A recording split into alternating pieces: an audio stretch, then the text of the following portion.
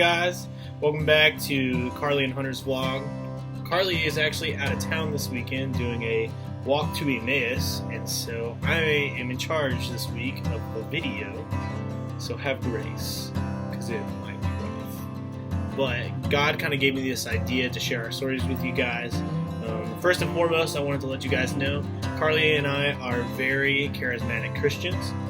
Meaning we believe that God still moves and does miracles and all kinds of stuff, that He speaks to His people through dreams and visions and the prophetic. And so before we start any of this, know that if you're watching this video, we love you and we would love to give you more information, but we do not in any way, shape, or form force this on you.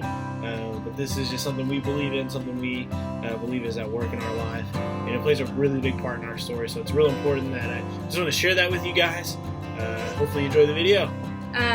A walk to Emmaus is basically a 3-day adult church camp. That's the best way I know how to explain it. It's kind of one of those things, from what I've heard, that you just have to go to know what it is. And so I am not allowed to have my phone, I'm not allowed to have a watch, I'm not allowed to know what time it is, I'm not allowed to talk to anybody that's outside of the Emmaus, or walk to Emmaus community. Not allowed to do anything, but as long, it has to be in that camp.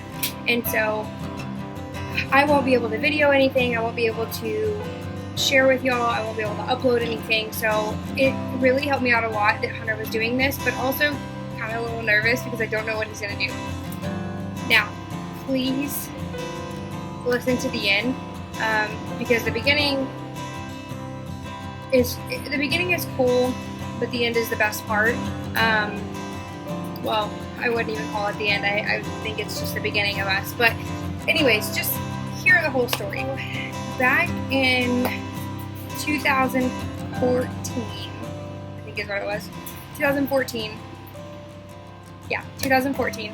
Hunter and I had both gone to a church camp. It's actually not too far from us. It's called Camp Butman. Carly and I actually met 5 years ago, June, and I was counseling a youth camp at the time, just as a volunteer, wasn't a youth pastor or anything like that quite yet, and she was a student.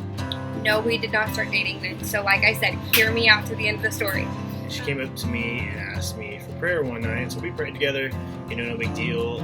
I don't even remember, what all we talked about, but I remember, someone asking me for help for the first time, that was huge for me and my walk and my call to ministry, and Carly played a really big role in that. I never once looked up to him or looked at him like in a physical attraction, nothing of the sort. I looked up to him as he was like my youth pastor. I also started dating a guy that I met at the same camp the same year, and when me and the other guy met, we started dating pretty quickly after that year of church camp, and we dated for a good while, and things just didn't end up working out.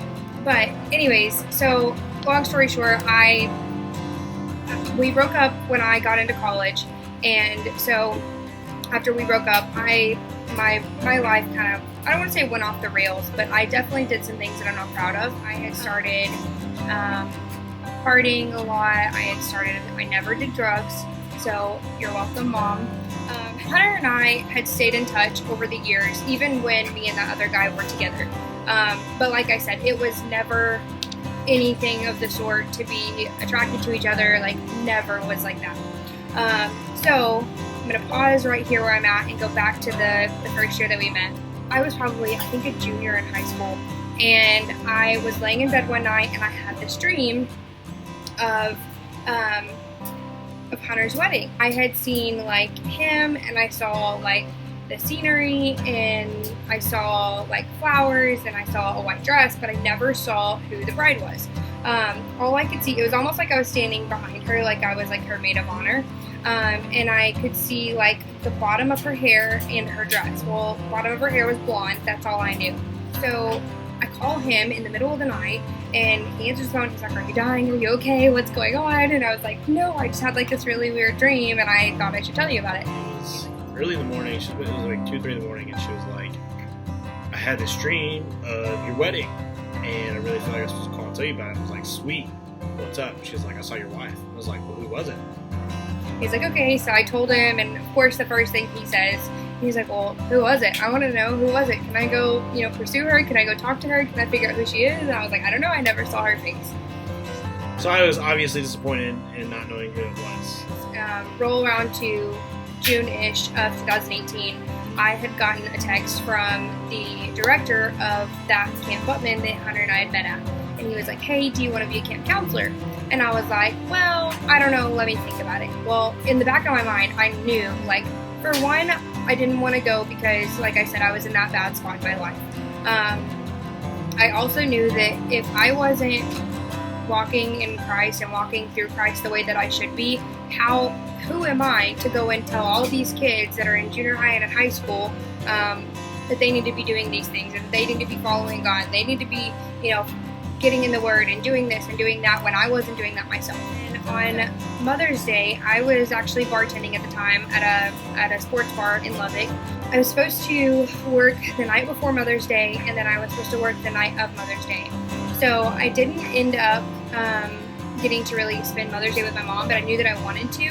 And so I had left when I got off work, which would have been around 3 a.m.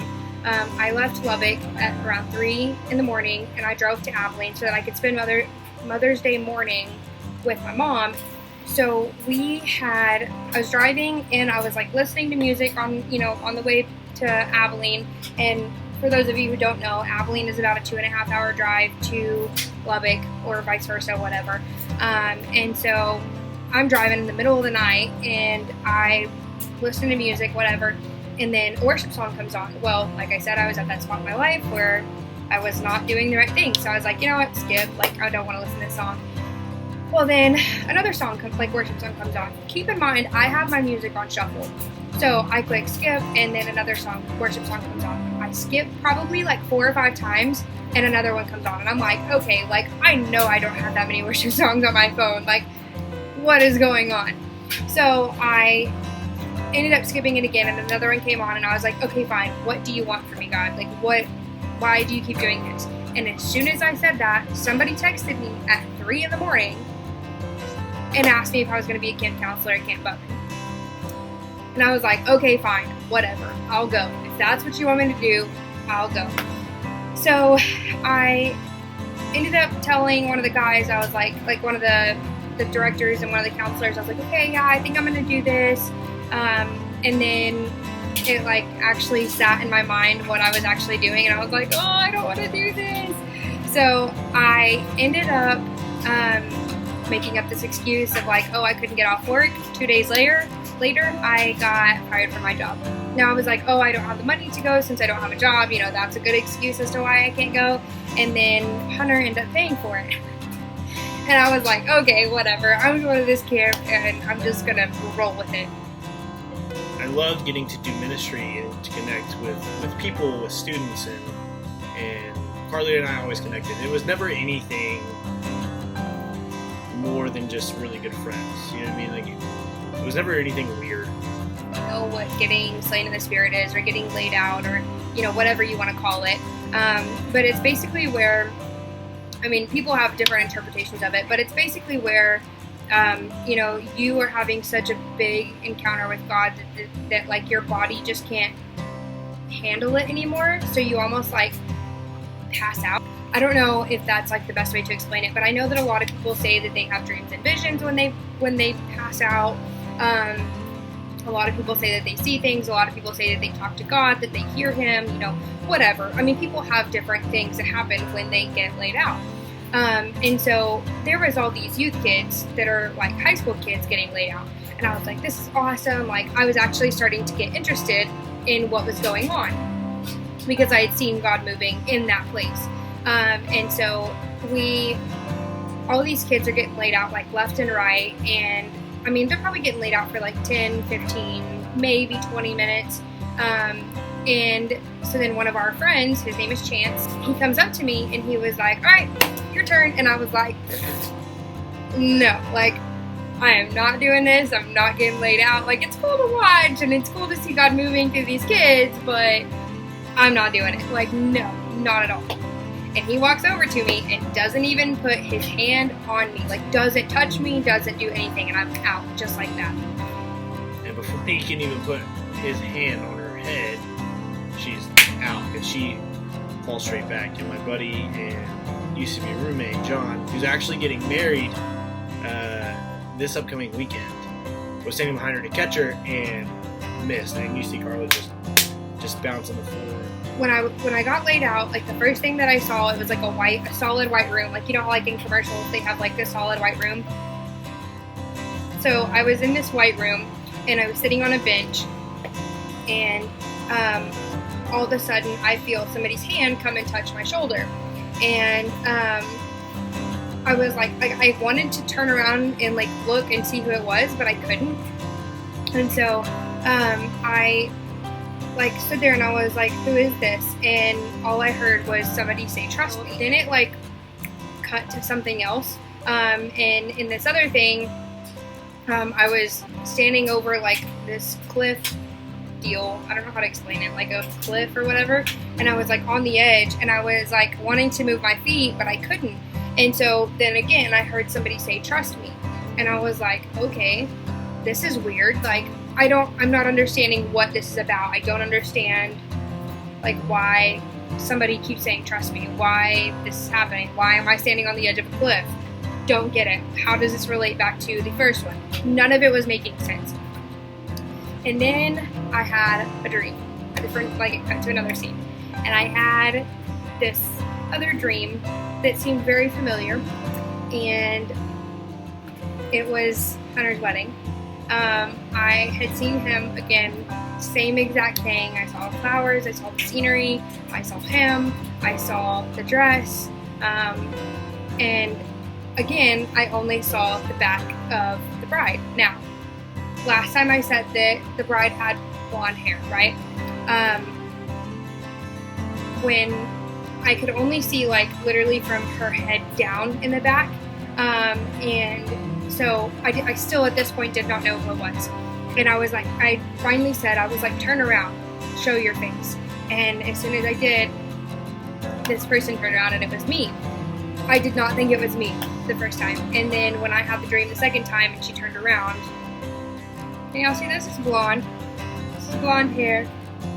Carla starts moving too, and I see her, she just has this look of fear on her face. And so I come over to her, and I kind of kneel down beside her, and I'm talking to her, like, what's going on?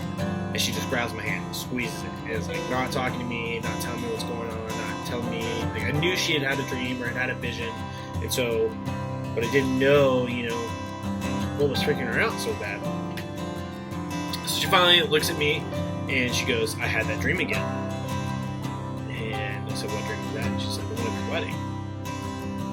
And I said, okay, well, what'd you see? And she says, it's me. I'm your wife. And right there in the chapel, she said that, and I went, oh, shit! And I was like, yeah, I know. I was like, that's exactly what I was thinking. And I remember, like, sitting there and, like, opening my eyes, and when he was there, like, it was just reassurance for me that, like, this is definitely the person that I'm supposed to be with for the rest of my life. I remember waking up from this whole thing and thinking, like, man, this dude's cute. Like, okay, I could do this. Like, that's the only thing I could think of. So we get home from camp, we meditate on this. And it didn't take me but a few days, really, to know that I loved this woman, that I loved who she was and who God had created her to be, and that I loved her heart for people and the authority that she carried, and just her ability to listen to the Holy Spirit, to listen to God, to be obedient, to be steadfast. That means the absolute world to me. And to see her grow over the years, and to see her grow in the past year, has been a tremendous blessing to me. We definitely knew. That's our story. I love him to death. He does get on my nerves sometimes, but, that's life. That's kind of our story. I'm sure Carly's a little bit more lengthy. That's kind of my side. she has fulfilled everything that has been spoken to me by people who have imparted on God's behalf, and even things that God had shown me for years. I've been praying for them, praying for my wife. Since I can remember, I've always desired to have a wife. Now here we are. I couldn't be happier, and I can't wait to marry her. So Carly, can't wait for you to get home. You can tell me all about it, and I can't wait to see what God has done in your life over the weekend. And I love you, and I can't wait to see you. For the rest of you guys, be sure to hit that like button. Also smash that subscribe button. Big shout out to my boy Matt for hanging out with me this weekend, keeping me sane. And I guess we'll see you guys next time. Peace out!